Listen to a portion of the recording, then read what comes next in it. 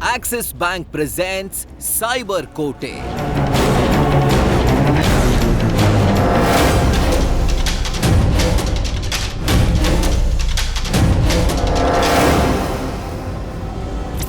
ನಮಸ್ಕಾರ, ನೀವು ನೋಡ್ತಾ ಇದ್ದೀರಾ ನ್ಯೂಸ್ ಫಸ್ಟ್ ವಿಶೇಷ ಕಾರ್ಯಕ್ರಮ ಸೈಬರ್ ಕೋಟೆ. ನಾನು ರಾಹುಲ್ ದಯಾನ್.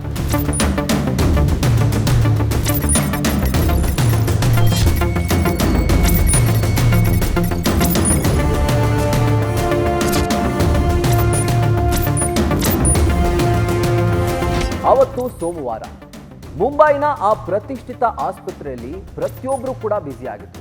ಡಾಕ್ಟರ್ಸ್ ಒಬ್ಬರಾದ ನಂತರ ಅವರು ಬರ್ತಾನೇ ಇದ್ರು. ಅಡ್ಮಿಟ್ ಆಗಿರೋ ಪೇಷಂಟ್ಗಳ ಫೈಲ್ಸ್ ಎತ್ಕೊಂಡು ನರ್ಸ್ಗಳು ವಾರ್ಡ್ಗಳಿಗೆ ತಿರುಗಾಡ್ತಾ ಇದ್ರು.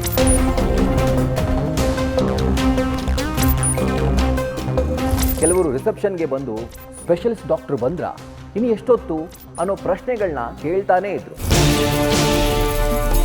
ಮ್ಯಾನೇಜ್ಮೆಂಟ್ ಟೀಮ್ಗೆ ಅಸಲಿಗೆ ಅಷ್ಟೂ ಕೆಲಸವನ್ನ ಒಮ್ಮೆಲೆ ಮೇಂಟೈನ್ ಮಾಡೋದು ಕಷ್ಟವೇ ಆಗಿತ್ತು. ಇದೆಲ್ಲದರ ಜೊತೆಗೆ ಔಟ್ ಪೇಷಂಟ್ಗಳ ಸಂಖ್ಯೆ ಕೂಡ ಅವತ್ತು ತುಂಬಾನೇ ಹೆಚ್ಚಿತ್ತು. ಇಷ್ಟೆಲ್ಲ ಬ್ಯುಸಿ ಇರೋ ಆ ದೊಡ್ಡ ಮಟ್ಟದ ಆಸ್ಪತ್ರೆಯಲ್ಲಿ ಒಂದೇ ಸೆಕೆಂಡ್ನಲ್ಲಿ ಎಲ್ಲವೂ ಸ್ಥಗಿತ, ಸ್ತಬ್ಧ. ಇಡೀ ಆಸ್ಪತ್ರೆಯೇ ಎಮರ್ಜೆನ್ಸಿ ಮೋಡ್ಗೆ ಹೋಗ್ಬಿಡ್ತು. ಎಲ್ಲರ ಮುಖದಲ್ಲೂ ಆತಂಕ.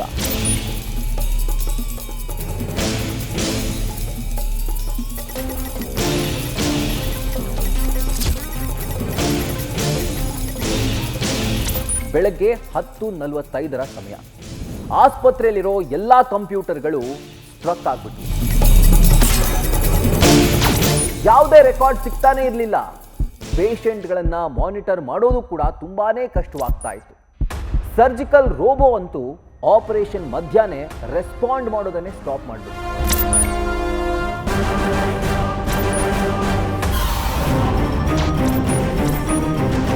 ನೀವು ಜಸ್ಟ್ ಊಹಿಸಿ, ಆಪರೇಷನ್ ಮಧ್ಯೆ ಹೀಗಾದ್ರೆ ಎಂಥ ಅಪಾಯಕಾರಿ ವಾತಾವರಣ ನಿರ್ಮಾಣವಾಗುತ್ತೆ ಅಂತ. ಆ ಟೈಮಲ್ಲಿ ಡಾಕ್ಟರ್ಸ್ಗೆ ಕೈ ಕಾಲೇ ಆಡೋದಿಲ್ಲ. ಯಾಕಂದ್ರೆ ಅದು ಓರ್ವ ರೋಗಿಯ ಜೀವದ ಪ್ರಶ್ನೆ ಆಗಿರುತ್ತೆ.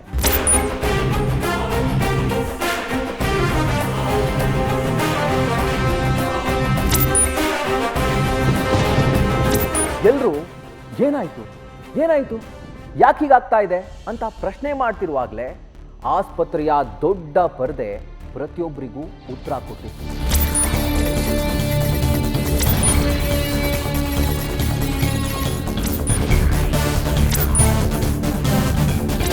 ನಿಮ್ ಸಿಸ್ಟಮ್ ಹ್ಯಾಕ್ ಆಗಿದೆ. 48 ಗಂಟೆಯಲ್ಲಿ 20 ಕೋಟಿ ಮೌಲ್ಯದ ಬಿಟ್ ಕಾಯಿನ್ಸ್ನ ನಮಗ್ ಕೊಡಬೇಕು.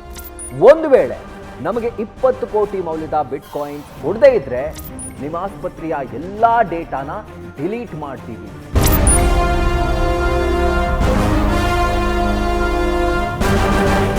ಈಗೊಂದು ಮೆಸೇಜ್ ಓದ್ತಾನೆ ಸೈಬರ್ ಅಟ್ಯಾಕ್ ಆಗಿದೆ ಅನ್ನೋದು ಆಸ್ಪತ್ರೆ ಸಿಬ್ಬಂದಿಗೆ ಕನ್ಫರ್ಮ್ ಆಗೋದು. ಅದೆಲ್ಲಕ್ಕಿಂತ ಹೆಚ್ಚಾಗಿ ಅವರಿಗೆ ಟೆನ್ಷನ್ ಆಗಿದ್ದು ಎರಡೇ. ಒಂದು, ರೋಗಿಗಳ ಪ್ರಾಣ. ಇನ್ನೊಂದು, ಆ 20 ಕೋಟಿ ಹಣ. ಇದನ್ನು ಹೇಗೆ ಡೀಲ್ ಮಾಡೋದು ಅನ್ನೋ ಬಗ್ಗೆ ಹಾಸ್ಪಿಟಲ್ ಮ್ಯಾನೇಜ್ಮೆಂಟ್ ತುಂಬಾನೇ ತಲೆ ಕೆಡಿಸ್ಕೊಳ್ತಾ ಇತ್ತು. ಯಾಕಂದ್ರೆ ಎಮರ್ಜೆನ್ಸಿ ಸರ್ಜರಿಗಳನ್ನ ಹೆಂಗ್ ಮಾಡೋದು, ಐಸಿಯುಲಿರುವಂತಹ ಪೇಷಂಟ್ಗಳನ್ನ ಅವರ ಆರೈಕೆ ಹೆಂಗ್ ಮಾಡೋದು ಅಂತ ಅವರು ಚಿಂತೆಗೆ ಬಿದ್ದುಬಿಡ್ತಾರೆ.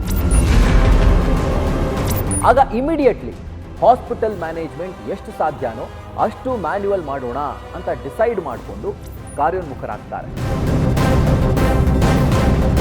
ಇನ್ನೊಂದು ಕಡೆ ಸರ್ಜರಿಗಳನ್ನ ಪೋಸ್ಟ್ಪೋನ್ ಮಾಡೋಕೆ ಅವರು ಡಿಸೈಡ್ ಕೂಡ ಮಾಡ್ತಾರೆ.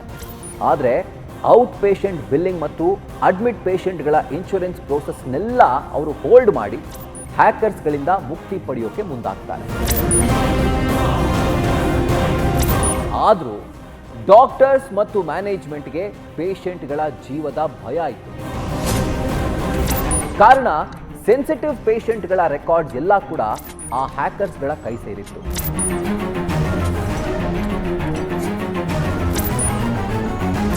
ಸಿಸ್ಟಮ್ಯಾಟಿಕ್ ಆಗಿ ನಡೀತಾ ಇದ್ದಂತಹ ಆಸ್ಪತ್ರೆಯಲ್ಲಿ ನಿಜಕ್ಕೂ ಎಲ್ಲವೂ ಮೆಸಪ್ ಆಗೋಯ್ತು. ಯಾವಾಗ ಹಾಸ್ಪಿಟಲ್ ಮ್ಯಾನೇಜ್ಮೆಂಟ್ ಪೇಷಂಟ್ಗಳ ಮ್ಯಾನೇಜ್ ಮಾಡೋಕೆ ಹೆಚ್ಚು ಗಮನ ಕೊಡೋಕೆ ಮುಂದಾಯಿತು, ಹ್ಯಾಕರ್ಸ್ಗಳ ಪಿತ್ತ ನೆತ್ತಿಗೇರಿತು.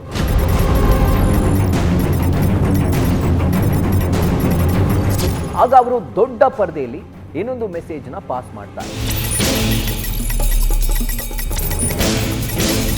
ಬೇಗ ಹಣ ಕೊಡಿ, ಇಲ್ಲ ಅಂತಂದ್ರೆ ಪ್ರೈವೇಟ್ ಪೇಷಂಟ್ಗಳ ರೆಕಾರ್ಡ್ನ ಡಾರ್ಕ್ ವೆಬ್ಗೆ ನಾವು ರಿಲೀಸ್ ಮಾಡ್ತೀವಿ ಅಂತ ಅವರು ಬೆದರಿಕೆ ಹಾಕ್ತಾರೆ.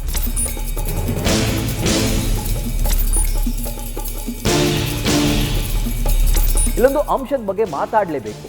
ಅದೇನು ಅಂತಂದ್ರೆ ಡಾರ್ಕ್ ವೆಬ್. ಡಾರ್ಕ್ ವೆಬ್ಗೆ ಎಲ್ಲರೂ ಆಕ್ಸೆಸ್ ಮಾಡೋಕ್ಕಾಗಲ್ಲ. ಅದು ಗೂಗಲ್ ಥರಾನೇ, ಆದರೆ ಗೂಗಲ್ ಅಲ್ಲ. ಆದರೆ ಆ ಕರಾಳ ಲೋಕದಲ್ಲಿ ಸೈಬರ್ ವಂಚಕರು ಇರ್ತಾರೆ. ಅವರ ಕೈಗೆ ಕಾನ್ಫಿಡೆನ್ಷಿಯಲ್ ಮಾಹಿತಿ ಸಿಕ್ಕರಂತೂ ಆ ಸಂಸ್ಥೆಯ ಅಸ್ತಿತ್ವದ ಬುಡ ಅಲ್ಲಾಡ್ದಂತೇನೆ ಅರ್ಥ. ರಹಸ್ಯವಾದ ಮಾಹಿತಿ ಸೈಬರ್ ಅಟ್ಯಾಕರ್ಸ್ ಕೈ ಸೇರಿಬಿಡುವಂಥ ಆತಂಕ ಇರುತ್ತೆ.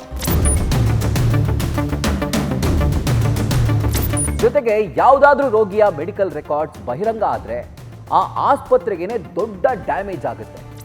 ಜೊತೆಗೆ ಈ ಬಗ್ಗೆ ರೋಗಿ ಕೋರ್ಟ್ ಮೆಟ್ಟಿಲು ಹತ್ತುವಂಥ ಸಾಧ್ಯತೆಯೂ ಇರುತ್ತೆ. ಹಾಗಾಗಿ ಆಸ್ಪತ್ರೆಯ ಡಾಕ್ಯುಮೆಂಟ್ಸ್ ಡಾರ್ಕ್ ವೆಬ್ಗೆ ಅಪ್ಲೋಡ್ ಆದರೆ ಸೈಬರ್ ಸೆಕ್ಯೂರಿಟಿ ಆತಂಕದ ಜೊತೆಗೆ ರೋಗಿಗಳಿಗೂ ಸಮಸ್ಯೆ ಆಗುವಂಥ ಸಾಧ್ಯತೆ ಇರುತ್ತೆ.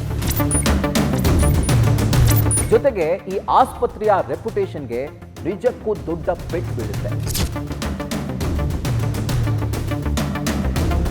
ಸೈಬರ್ ಅಟ್ಯಾಕ್ಗೆ ಒಳಗಾದಂಥ ಪ್ರತಿಷ್ಠಿತ ಆಸ್ಪತ್ರೆಯ ಮ್ಯಾನೇಜ್ಮೆಂಟ್ಗೆ ಇನ್ನೊಂದು ದೊಡ್ಡ ತಲೆನೋವು ಶುರುವಾಯಿತು. ಅದೇನು ಅಂತಂದ್ರೆ ಆ ಆಸ್ಪತ್ರೆಯ ಕಂಪ್ಯೂಟರ್ನಲ್ಲಿ ದೇಶದ ಸೆಲೆಬ್ರಿಟಿಗಳ ಮೆಡಿಕಲ್ ರಿಪೋರ್ಟ್ಸ್ ಇತ್ತು. ಹೌದು, ಆ ಆಸ್ಪತ್ರೆಯಲ್ಲೇ ಸಿನಿಮಾ ನಟನಟಿಯರು, ರಾಜಕಾರಣಿಗಳೆಲ್ಲ ಹೆಲ್ತ್ ಚೆಕಪ್ ಮಾಡಿಸ್ಕೊಂಡಿದ್ರು. ತುಂಬಾ ಹೆಲ್ತ್ ಇಶ್ಯೂ ಇರುವಂತಹ ಸೆಲೆಬ್ರಿಟಿಗಳು ಅಲ್ಲೇನೆ ಅಡ್ಮಿಟ್ ಆಗಿ ಚಿಕಿತ್ಸೆ ಕೂಡ ಪಡ್ಕೊಂಡಿದ್ರು. ಒಂದು ವೇಳೆ ಅವರ ಮೆಡಿಕಲ್ ರೆಕಾರ್ಡ್ಸ್ ಬಹಿರಂಗ ಆದರೆ ಪರಿಣಾಮಗಳೇ ಬೇರೆ ರೀತಿ ಇರುತ್ತೆ. ಹಾಗಾಗಿ ಹೇಗಾದ್ರೂ ಮಾಡಿ ಈ ಪ್ರಾಬ್ಲಮ್ನ ಬೇಗ ಸಾಲ್ವ್ ಮಾಡಬೇಕು ಅಂತ ಆಸ್ಪತ್ರೆ ಮ್ಯಾನೇಜ್ಮೆಂಟ್ ತಲೆ ಕೆಡಿಸಿಕೊಳ್ಳುತ್ತೆ. ಸೈಬರ್ ವಂಚಕರ ಎರಡನೇ ಮೆಸೇಜ್ನಿಂದ ಮತ್ತೆ ಆತಂಕಗೊಂಡಂತಹ ಹಾಸ್ಪಿಟಲ್ ಸಿಬ್ಬಂದಿ ಕೂಡಲೇ ಆ ಬಗ್ಗೆ ಸೈಬರ್ ಕ್ರೈಮ್ ಪೊಲೀಸರಿಗೆ ಮಾಹಿತಿಯನ್ನ ಕೊಡ್ತಾರೆ. ಸೈಬರ್ ಕ್ರೈಮ್ ಎಕ್ಸ್ಪರ್ಟ್ಗಳು ಆಸ್ಪತ್ರೆಗೆ ಬಂದ ತಕ್ಷಣ ಅವ್ರು ಮಾಡುವಂತಹ ಮೊದಲ ಕೆಲಸ ಏನ್ ಗೊತ್ತಾ? ಈ ಹ್ಯಾಕರ್ಸ್ ಯಾರು, ಎಲ್ಲಿಂದ ಈ ಹ್ಯಾಕ್ ಮಾಡಿದ್ದಾರೆ ಅನ್ನೋದು.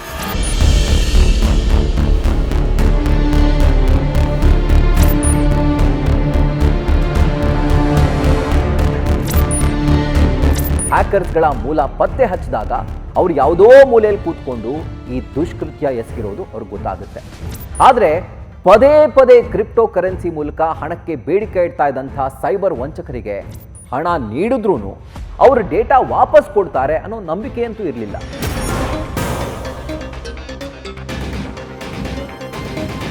ಅವರು ಎಂಥ ಚಾಣಾಕ್ಷರಂದ್ರೆ ಅನ್ಟ್ರೇಸಬಲ್ ಕ್ರಿಪ್ಟೋ ಕರೆನ್ಸಿ ಪೇಮೆಂಟ್ ಸಿಸ್ಟಮ್ನ ಅವರು ಅಳವಡಿಸ್ಕೊಂಡಿದ್ರು. ಹೀಗಾಗಿ ರ್ಯಾನ್ಸಮ್ ಹಣ ಕೊಡೋದು ಮೂರ್ಖತನದ ಕೆಲಸ ಅನ್ನೋದು ಖಚಿತ ಆಗುತ್ತೆ. ಅನಂತರ ಪೊಲೀಸರು ಶುರು ಮಾಡಿದ್ದೆ ಕೌಂಟರ್ ಅಟ್ಯಾಕ್. ಅಂದ್ರೆ ಬೆಂಕಿಗೆ ಬೆಂಕಿಯಿಂದಲೇ ಉತ್ತರಿಸೋಣ ಅಂತ ಡಿಸೈಡ್ ಮಾಡ್ತಾರೆ. ಆದ್ರೆ ಇದೊಂದು ದಿಟ್ಟ ಹೆಜ್ಜೆ ಆಗಿತ್ತು. ಯಾಕೆ ಅಂತಂದ್ರೆ ಒಂದು ಕಡೆ ರೋಗಿಗಳ ಪ್ರಾಣ ವಿಚಾರವಾದ್ರೆ, ಇನ್ನೊಂದು ಕಡೆ ಆಸ್ಪತ್ರೆಯಲ್ಲಿದ್ದ ಡೇಟಾ ಸೋರಿಕೆಯಾಗೋ ಮುನ್ನಾನೇ ಸೈಬರ್ ವಂಚಕರ ಪ್ಲಾನ್ ಫ್ಲಾಪ್ ಮಾಡಬೇಕಿತ್ತು. ಅದು ಬುದ್ಧಿವಂತಿಕೆಯಿಂದ ಮಾತ್ರ ಸಾಧ್ಯ ಆಗುವಂತ ಕೆಲಸ.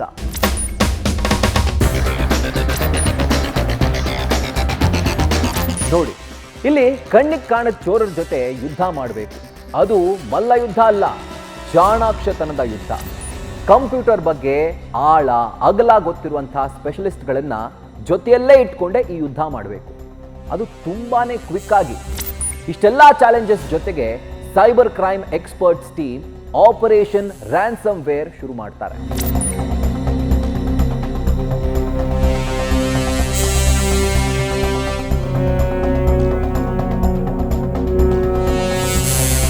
ಬಟ್ ಅದು ಸುಲಭದ ತುತ್ತಲ್ಲ ಅನ್ನೋ ಸತ್ಯ ಪೊಲೀಸರಿಗೂ ಗೊತ್ತಿತ್ತು. 20 ಕೋಟಿ ಮೌಲ್ಯದ ಬಿಟ್ ಕಾಯಿನ್ಸ್ ನ ಕೊಡೋದಂದ್ರೆ ಸುಮ್ಮನೆನಾ? ಒಂದು ಹಾಸ್ಪಿಟಲ್ ಅಷ್ಟು ದೊಡ್ಡ ಹಣವನ್ನ, ಅಷ್ಟು ಮೊತ್ತವನ್ನ ಸಂಪಾದನೆ ಮಾಡಬೇಕು ಅಂದ್ರೆ ಎಷ್ಟು ವರ್ಷ ಹಿಡಿಬೇಕಾಯಿತು. ಹಣ ಕೊಡದೇನೆ ಕೌಂಟರ್ ಅಟ್ಯಾಕ್ ಮಾಡೋದು ಹೇಗೆ ಅನ್ನೋ ಪ್ಲಾನ್ ಶುರುವಾಯಿತು. ಹಾಗಾದ್ರೆ ಆ ಪ್ಲಾನ್ ಸಕ್ಸಸ್ ಆಯ್ತಾ? ಮುಳ್ಳನ್ನ ಮುಳ್ಳಿಂದಾನೇ ತೆಗಿಬೇಕು ಅನ್ನೋ ಗಾದೆ ಮಾತಿದೆ. ಇದು ಪರಿಣಾಮಕಾರಿ ಮಾರ್ಗನೇ, ಆದ್ರೆ ಇದರ ಜಾರಿನೇ ದೊಡ್ಡ ತಲೆನೋವು. Most difficult method. ಕಷ್ಟನೋ ಸುಖಾನೋ, ಸೈಬರ್ ಕ್ರೈಮ್ ಪೊಲೀಸರಿಗೆ ಆಸ್ಪತ್ರೆಯಲ್ಲಿ ಸೃಷ್ಟಿಯಾಗಿರುವಂತಹ ಎಮರ್ಜೆನ್ಸಿಯನ್ನ ಹಾಗೂ ಆ ಸನ್ನಿವೇಶವನ್ನ ಅವರು ಕೊನೆಗಾಣಿಸಬೇಕಾಗಿತ್ತು. ಈ ಮೇಜರ್ ಆಪರೇಷನ್ ಅಲ್ಲಿ ಒಂಚೂರು ಎಡವಟ್ಟಾದ್ರೂ ಪರಿಣಾಮ ಮಾತ್ರ ದೊಡ್ಡ ಮಟ್ಟದಲ್ಲಿಯೇ ಇರ್ತಾ ಇತ್ತು. ಹಾಗಾಗಿ ಪೊಲೀಸರು ರಹಸ್ಯ ಹೆಜ್ಜೆ ಇಡೋಕೆ ಶುರು ಮಾಡ್ತಾರೆ. ಆಸ್ಪತ್ರೆಯಲ್ಲೇ ಬೀಡು ಬಿಟ್ಟಂತಹ ಸೈಬರ್ ಕ್ರೈಮ್ ಪೊಲೀಸರು, senior police officers, cyber experts, ತನಿಖಾಧಿಕಾರಿ ಎಲ್ಲರೂ ಕೂಡ ಒಂದು ಮೀಟಿಂಗ್ ಅನ್ನ ಮಾಡ್ತಾರೆ. ಈಗ ಅವ್ರು ಕೇಳ್ತಾ ಇರೋದು 20 ಕೋಟಿ ರೂಪಾಯಿ ಮೌಲ್ಯದ ಕ್ರಿಪ್ಟೋ ಕರೆನ್ಸಿ. ಈ ಹಣನ ಕೊಡೋದು ಸಾಧ್ಯನೇ ಇಲ್ಲ. ಒಂದು ವೇಳೆ ಟ್ಯಾಕಲ್ ಮಾಡೋ ಪ್ರೋಸೆಸ್ ಡಿಲೇ ಆದ್ರೂ ಅದು ಕಷ್ಟನೇ. ಹಾಗಾಗಿ ಕ್ವಿಕ್ ಆಗಿ ಪ್ರಾಬ್ಲಮ್ ಸಾಲ್ವ್ ಮಾಡೋ ಪ್ಲಾನ್ ಏನಾದರೂ ಇದೆಯಾ ಅಂತ ಯೋಚನೆ ಮಾಡ್ತಿರುವಾಗಲೇ ಅವರಿಗೆ ಟೆಕ್ನಿಕಲಿ ನೀಟಾಗಿ ಹ್ಯಾಂಡಲ್ ಮಾಡಬಹುದಾದಂಥ ಒಂದು ಐಡಿಯಾ ಹೊಳೆಯುತ್ತೆ. ಅದೇನು ಅಂತಂದ್ರೆ, ಬಿಟ್ಕಾಯಿನ್ ನಲ್ಲಿ ಪೇಮೆಂಟ್ ಮಾಡಿ ಅಂತ ಹ್ಯಾಕರ್ಸ್ ಸೂಚಿಸಿದ್ರು.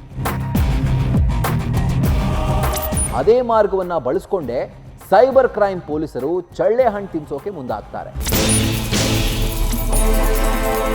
ಅದು ಹೇಗೆ ಅಂತಂದ್ರೆ, ಸೈಬರ್ ಕ್ರೈಮ್ ಪೊಲೀಸರು ಫೇಕ್ ಪೇಮೆಂಟ್ ಮಾಡಿರುವಂತಹ ಮೆಸೇಜ್ನ ಸೈಬರ್ ಅಟ್ಯಾಕರ್ಸ್ಗೆ ಕಳಿಸ್ತಾರೆ.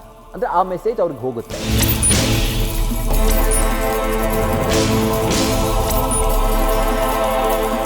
ಆ ಸಮಯದಲ್ಲಿ ಅಟ್ಯಾಕರ್ಸ್ ತಮ್ಮ ಫಂಡ್ನ ಚೆಕ್ ಮಾಡೋಕೆ ಲಾಗಿನ್ ಆಗ್ತಾರೆ. ಈ ವೇಳೆ ಈ ಸೈಬರ್ ಅಟ್ಯಾಕರ್ ಸಿಸ್ಟಮ್ಗೆ ಟ್ರ್ಯಾಕಿನ್ ವೈರಸ್ನ ಇಂಜೆಕ್ಟ್ ಮಾಡಿಬಿಟ್ರು. ಕೆಲವೇ ಸೆಕೆಂಡ್ನಲ್ಲಿ ಹ್ಯಾಕರ್ ಸಿಸ್ಟಮ್ನಲ್ಲಿ ಫುಲ್ ವೈರಸ್ ತುಂಬೋಯಿತು. ಆಗ ಪೊಲೀಸರಿಗೆ ಹ್ಯಾಕರ್ಗಳ IP ಅಡ್ರೆಸ್ ಸಿಕ್ಕೋಗ್ಬಿಡುತ್ತೆ. ಯಾವಾಗ ಪೊಲೀಸರಿಗೆ IP ಅಡ್ರೆಸ್ ಸಿಕ್ತೋ ಸೈಬರ್ ವಂಚಕರು ಎಲ್ಲ ಅಡಗಿದ್ದಾರೆ ಅನ್ನೋ ಮಾಹಿತಿ ಅಂತೂ ಸಿಕ್ಕಿತ್ತು.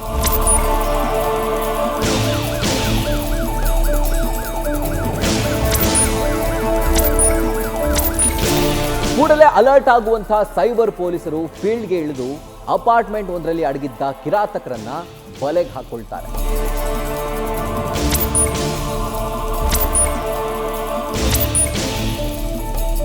ಮೂರು ಜನರ ಪೈಕಿ ಓರ್ವ IT ಎಕ್ಸ್ಪರ್ಟ್. ಆತ ಮಲ್ಟಿನ್ಯಾಷನಲ್ ಕಂಪನಿಯ ಹೆಲ್ತ್ ಕೇರ್ ಉದ್ಯಮದಲ್ಲಿ ಕೆಲಸ ಮಾಡಿದಂಥ ಎಕ್ಸ್ಪೀರಿಯನ್ಸ್ ಹೊಂದಿದ್ದ. ಹೀಗಾಗಿನೇ ಆತನಿಗೆ ಹಾಸ್ಪಿಟಲ್ ಬಗ್ಗೆ ಹೆಚ್ಚಿನ ಮಾಹಿತಿ ಇತ್ತು. ಈ ಜಾಗವನ್ನೇ ದೊಡ್ಡ ಮಟ್ಟದ ಹಣವನ್ನಾಗಿ ಕನ್ವರ್ಟ್ ಮಾಡಿಕೊಳ್ಳೋಕೆ, ಬಳಸ್ಕೊಳ್ಳೋಕೆ ಆತ ಮುಂದಾಗಿದ್ದ. ಉಳಿದ ಇಬ್ಬರು ಆರೋಪಿಗಳು ಇವನ ಜೊತೆ ಕೈ ಜೋಡಿಸಿದ್ರಷ್ಟೇ. ಯಾವಾಗ ಈ ಆಪರೇಷನ್ ಸಕ್ಸಸ್ ಆಯಿತೋ ಆಸ್ಪತ್ರೆಯ ಮ್ಯಾನೇಜ್ಮೆಂಟ್ ಏದುಸಿರು ಬಿಟ್ಟಿತ್ತು. ಅಬ್ಬಾ, 200 ಕೋಟಿಗೂ ಅಧಿಕ ಮೌಲ್ಯದ ಡಾಕ್ಯುಮೆಂಟ್ ಸೇಫ್ ಆಯ್ತಲ್ಲ ಅಂತ ಅವರು ನಿರಾಳರಾಗ್ತಾರೆ. ಮಾಲ್ವೇರ್ ದಾಳಿಗಳಲ್ಲಿ ಟ್ರ್ಯಾಕಿಂಗ್ ತಂತ್ರಗಳನ್ನು ಬಳಸೋಕೆ ಸಾಧ್ಯವಿದೆ ಮತ್ತು ಕಾನೂನು ಜಾರಿ ಸಂಸ್ಥೆಗಳು ಸೈಬರ್ ಅಪರಾಧಿಗಳನ್ನ ಪತ್ತೆ ಹಚ್ಚೋಕೆ ಮತ್ತೆ ಬಂಧಿಸೋಕೆ ಹಿಂದೆ ಇಂತಹ ತಂತ್ರಗಳನ್ನ ಬಳಸಿ ಸಕ್ಸಸ್ ಕೂಡ ಕಂಡಿದ್ದಾವೆ.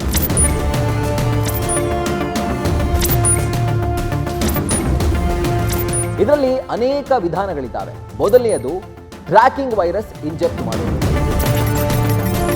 ಸೈಬರ್ ಪೊಲೀಸರು ದಾಳಿಕೋರರ ಸಿಸ್ಟಮ್ಗೆ ಎಂಟ್ರಿ ಕೊಟ್ಟು ಹೇಗೆ ಅಂತಂದ್ರೆ ಕೌಂಟರ್ ಹ್ಯಾಕ್, ಫಿಶಿಂಗ್ ಅಥವಾ ಹ್ಯಾಕರ್ಸ್ ಬಿಟ್ಟಿರುವ ಲೋಪಗಳ ಮೂಲಕ ಮಾಡ್ತಾರೆ.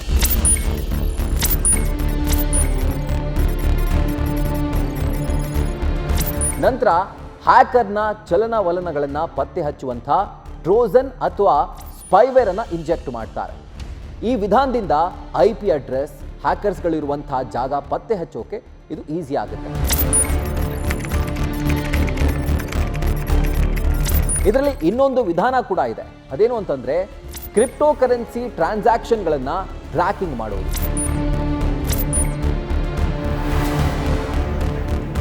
ಅನೇಕ ರ್ಯಾನ್ಸಮ್ವೇರ್ ದಾಳಿಗಳು ಬಿಟ್ಕಾಯಿನ್ ಅಥವಾ ಕ್ರಿಪ್ಟೋ ಕರೆನ್ಸಿಗಳಲ್ಲಿ ಪಾವತಿಗೆ ಬೇಡಿಕೆಯನ್ನು ಇಡ್ತಾರೆ. ವಹಿವಾಟುಗಳು ರಹಸ್ಯವಾಗಿದ್ರೂ ಕೂಡ ಹ್ಯಾಕರ್ಗಳು ಹಣ ಡ್ರಾ ಮಾಡಿಕೊಳ್ಳೋಕೆ ಪ್ರಯತ್ನ ಮಾಡಿದಾಗ ಫೊರೆನ್ಸಿಕ್ ತಂತ್ರಗಳು ಹಣದ ಹರಿವನ್ನು ಪತ್ತೆ ಹಚ್ಚಬೇಕು.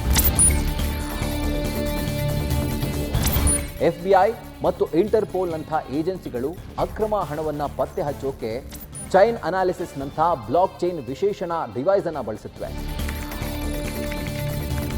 ಮತ್ತೊಂದು ಪರಿಣಾಮಕಾರಿ ಮೆಥಡ್ ಇದೆ, ಹನಿ ಪಾಟ್ಗಳು, ಅಂದರೆ ನಕಲಿ ಪಾವತಿ ಬಲೆಗಳು. ಕೆಲವು ಸಂದರ್ಭಗಳಲ್ಲಿ ಏನಾಗುತ್ತೆ ಅಂತಂದ್ರೆ ಅಧಿಕಾರಿಗಳು ರ್ಯಾನ್ಸಮ್ ವೇರ್ ಪೇ ಮಾಡುವ ನಕಲಿ ವಂಚನೆಯ ಸಿಸ್ಟಮ್ ಅನ್ನು ಅವರು ರೆಡಿ ಮಾಡಿಕೊಳ್ತಾರೆ. ಹ್ಯಾಕರ್ಗಳು ಈ ಫಂಡ್ ಕ್ರೆಡಿಟ್ ಚೆಕ್ ಮಾಡೋಕೆ ಲಾಗಿನ್ ಆದಾಗ ಟ್ರ್ಯಾಕಿಂಗ್ ಸ್ಕ್ರಿಪ್ಟ್ ಅವರ ಸಿಸ್ಟಮ್ಗೆ ಎಂಟ್ರಿ ಆಗುತ್ತೆ. ಹ್ಯಾಕರ್ಗಳ IP ಅಡ್ರೆಸ್ ಸ್ಥಳವನ್ನು ಗುರುತಿಸೋಕೆ ಸಹಾಯವಾಗುತ್ತೆ. ಇನ್ನೊಂದು ವಿಧಾನ ರಿವರ್ಸ್ ಹ್ಯಾಕಿಂಗ್.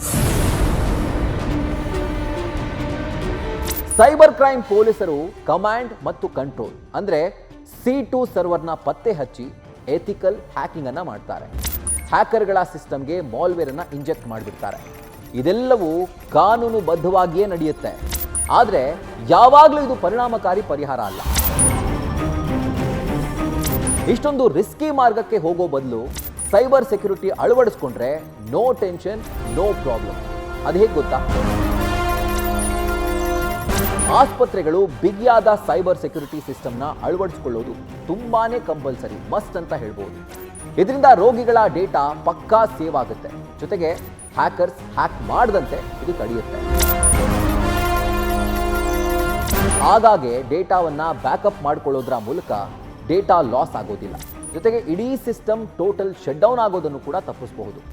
ಇದಕ್ಕಿಂತ ಮುಖ್ಯವಾಗಿ ಯಾವುದೇ ಕಾರಣಕ್ಕೂ ರ್ಯಾನ್ಸಮ್ ಹಣವನ್ನ ಕೊಡಲೇಬಾರದು, ಯಾಕಂದ್ರೆ ಇದು ಅಪಾಯಕಾರಿ ಮಾರ್ಗ. ಒಂದು ಬಾರಿ ಹಣ ಕೊಟ್ರೆ ಆ ಸಂಸ್ಥೆಯ ಕಥೆ ಮುಗಿಯಿತು ಅಂತಾನೆ ಅರ್ಥ. ಯಾಕೆ ಅಂತಂದ್ರೆ ಹ್ಯಾಕರ್ಗಳ ದಾಹ ಇದೆಯಲ್ಲ, ಅದು ಕಡಿಮೆ ಆಗೋದೇ ಇಲ್ಲ. ಅವರ ಬೇಡಿಕೆ ಮತ್ತಷ್ಟು ಹೆಚ್ಚಾಗುತ್ತೆ ವಿನಃ ಕಡಿಮೆ ಅಂತೂ ಆಗೋದೇ ಇಲ್ಲ. Every organization must follow these simple steps to mitigate cyber attack risks. A.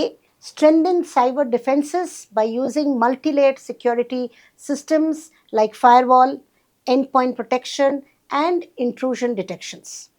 Regularly update the backup data, maintain encrypted offline repositories, and test them frequently to ensure quick recovery even after an attack. ಹಾಗಾದ್ರೆ ಈ ರೀತಿಯ cyber attack ಆದ್ರೆ ಮೊದಲು ಏನ್ ಮಾಡ್ಬೇಕು ಗೊತ್ತಾ? ಒಂದು ವೇಳೆ ನಿಮ್ಮ ಅಕೌಂಟ್ಗೆ ಕನ್ನ ಹಾಕಿದ್ರು ಅಥವಾ ಹಾಕೋಕೆ ಪ್ರಯತ್ನ ಮಾಡಿದ್ರು ಅಂದ್ರೆ ನೀವು ಮಾಡಬೇಕಾಗಿರೋದು ಇಷ್ಟೇ, ತುಂಬಾನೇ ಮುಖ್ಯ. ಇದನ್ನ ಪ್ರತಿಯೊಬ್ಬರು ಕೂಡ ತಿಳಿದುಕೊಂಡೇ ಇರಬೇಕು.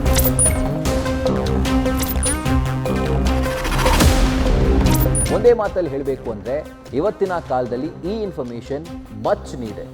Everybody should know this. Cyber ವಂಚಕರು ನಿಮ್ಮ ಅಕೌಂಟ್ನಲ್ಲಿರುವಂತಹ ಹಣವನ್ನು ಎಗರಿಸಿದ್ರು ಅಥವಾ ಅದನ್ನು ಎಗರಿಸೋಕೆ ಯತ್ನ ಮಾಡಿದ್ರು ಅಂದಾಗ ಕೂಡಲೇ ನಿಮ್ಮ ಬ್ಯಾಂಕ್ನ ಹೆಲ್ಪ್ಲೈನ್ ನಂಬರ್ಗೆ ನೀವು ಕಾಲ್ ಮಾಡಬೇಕು, ರಿಪೋರ್ಟ್ ಮಾಡಬೇಕು. ಕೂಡಲೇ ಹತ್ತಿರ ಇರುವಂತಹ ಬ್ರಾಂಚ್ಗೆ ಹೋಗಿ ನಿಮ್ಮ ಅಕೌಂಟ್ನ ತಾತ್ಕಾಲಿಕವಾಗಿ ಫ್ರೀಸ್ ಮಾಡಿಸಬೇಕು, ಜೊತೆಗೆ mobile banking, online banking deactivate ಮಾಡಿಸಬೇಕು. ನೀವು ಮತ್ತೆ ಶುರು ಮಾಡೋವರೆಗೂ ಎಲ್ಲ ಟ್ರಾನ್ಸಾಕ್ಷನ್ನ ನೀವು ಬ್ಲಾಕ್ ಮಾಡಿಸಬೇಕು. Create awareness amongst employees to recognize phishing attempts, suspicious links, and to follow secure login practices. Regularly prepare and test on incident responses. Plan to ensure a swift and effective reaction to cyber attacks. Never pay the ransom. Paying only encourages further attacks and does not guarantee data recovery. Contact cybercrime authorities immediately. ಇದಾದ ನಂತರ ನೀವು cyber crime helpline number 1930 ಇದಕ್ಕೆ ಕರೆ ಮಾಡಿ, ಅಥವಾ national cyber crime portal cybercrime.gov.in ಇಲ್ಲಿ 24 ಗಂಟೆ ಕೂಡ ನೀವು ದೂರನ್ನ ದಾಖಲು ಮಾಡಬಹುದು. ಇನ್ನೊಂದು ಆಪ್ಷನ್ ಕೂಡ ಇದೆ, ಹತ್ತಿರದ ಪೊಲೀಸ್ ಸ್ಟೇಷನ್ಗೆ ಹೋಗಿ ದೂರನ್ನ ದಾಖಲು ಮಾಡಿ. ಈ ಎಲ್ಲ ಅಂಶಗಳು ತುಂಬಾನೇ ಮುಖ್ಯ. ಆದರೆ ಸೈಬರ್ ವಂಚಕರ ಕಣ್ಣಿಗೆ ಬೀಳಬಾರ್ದು. ಬಿದ್ದರೂ ತಪ್ಪಿಸ್ಕೊಳ್ಬೇಕು ಅಂದರೆ ಒಂದು ಸರಳವಾದಂಥ ಉಪಾಯ ಇದೆ. ಅದೇನು ಅಂತಂದರೆ ಸೈಬರ್ ವಂಚನೆಯ ಬಗ್ಗೆ ಅಪ್ಡೇಟ್ ಆಗಿರೋದು, ಸೈಬರ್ ಕ್ರೈಮ್ ಹೇಗೆ ನಡೆಯುತ್ತೆ, ಹೊಸ ಹೊಸ ವಿಧಾನಗಳೇನು, ಇದರಿಂದ ಬಚಾವಾಗೋದು ಹೇಗೆ ಅನ್ನೋ ಇನ್ಫಾರ್ಮೇಟಿವ್ ಸುದ್ದಿಯನ್ನ ಮಾಧ್ಯಮಗಳಲ್ಲಿ ನೋಡಿ ತಿಳ್ಕೊಳ್ಬೇಕು. ಬ್ಯಾಂಕ್ನವರು ಕಂಡಕ್ಟ್ ಮಾಡುವಂಥ ಸೈಬರ್ ಕ್ರೈಮ್ ಅವೇರ್ನೆಸ್ ಪ್ರೋಗ್ರಾಮ್ನ ನೀವು ಅಟೆಂಡ್ ಮಾಡಬೇಕು.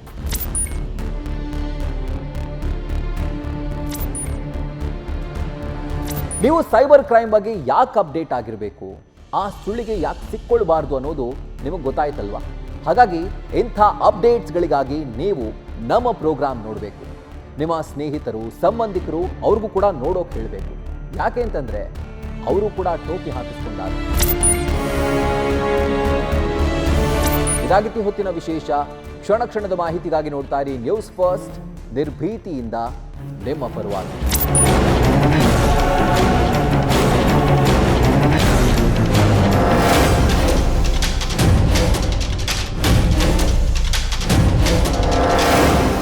Presented by Axis Bank. ಮನಪೂರ್ವಕ ಓಪನ್. ನ್ಯೂಸ್ ಫಸ್ಟ್, ನಿರ್ಭೀತಿಯಿಂದ ನಿಮ್ಮ ಪರವಾಗಿ.